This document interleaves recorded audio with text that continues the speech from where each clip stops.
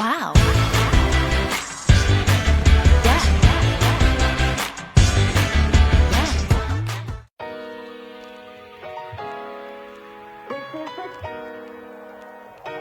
This is the deepest of desire. This is the